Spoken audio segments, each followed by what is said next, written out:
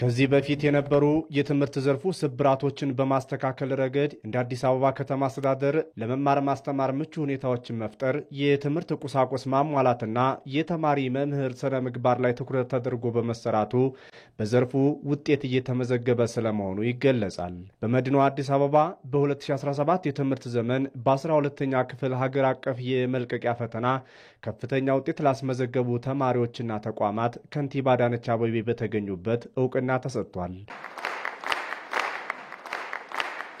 በከተማ አስተዳደሩ የትምህርት ዘርፉ አንዱ የትኩረት አቅጣጫ ሆኖ በመሰራቱ የተሻለ ውጤት እንዲመዘገብ እያስቻለ መሆኑን ከንቲባ አዳነች አቤቤ ተናግረዋል። በ2016 በጀት ዓመት ወይም ደግሞ የትምህርት ዓመት ካስፈተናቸው ተማሪዎች ለ12ኛ ክፍል መልቀቂያ ካስፈተናቸው ተማሪዎች ውስጥ 21.3 እጁን ማሳለፍ ችለን ነበር። በ2017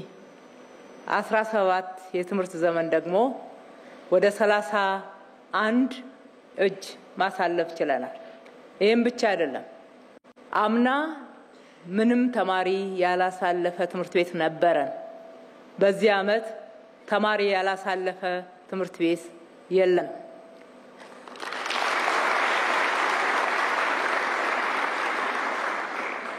በሀገራችን 100% ካሳለፉ ወደ 50 ከሚሆኑ ትምህርት ቤቶች ውስጥ 17ቱ የአዲስ አበባ ትምህርት ቤቶች ናቸው።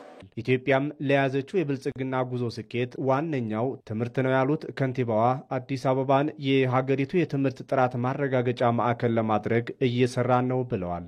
ለነጋችን ትልቅ ተስፋ እንድንሰንቅና በቂ ውጤት የሚባል እንደምናስመዘግብ እርግጠኛ ሆነን መናገር እንድንችል የሚያደርገን በ6ኛ ክፍልና በ8ኛ ክፍል ላይ የመጣው ውጤት ነው።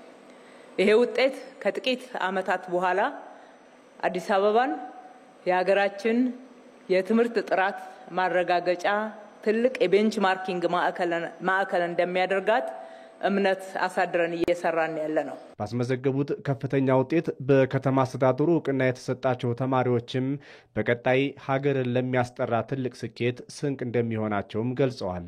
ለወደፊቱ የትምህርት ምዕራፋችን በጣም ትልቅ ሞቲቬሽን መነሳሳትን ይሰጣል። ትንሽ የተሰጠን ስጦታ ላይ ውስጣችንን አውቀን እሱ ላይ ትንሽ ሃርድወርክ ከጨመርን ምን ያክል ቫልዩ እንደሚሰጠን ምን ያክል ትልቅ ደረጃ ላይ እንደርስ እንደምንችል የሚያሳየን ነው ማለት ነው።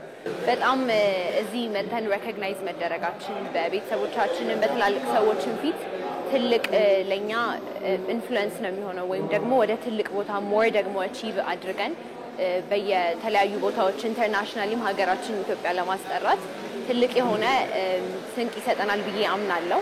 ትልቅ የሆነ ተምሳሌት ሆነን እኛንም አይተው ሞር አቺቭ እንዲያደርጉ ከኛም በላይ ደግሞ እንዲደርሱ ትልቅ ኢሜጅ ይፈጥራል ብዬ አስባለሁ። መርሃ ግብሩ ከፍተኛ ውጤት ያስመዘገቡ አይነ ስውራንና አካል ጉዳተኛ ተማሪዎችን እውቅና የተሰጠበት ነው።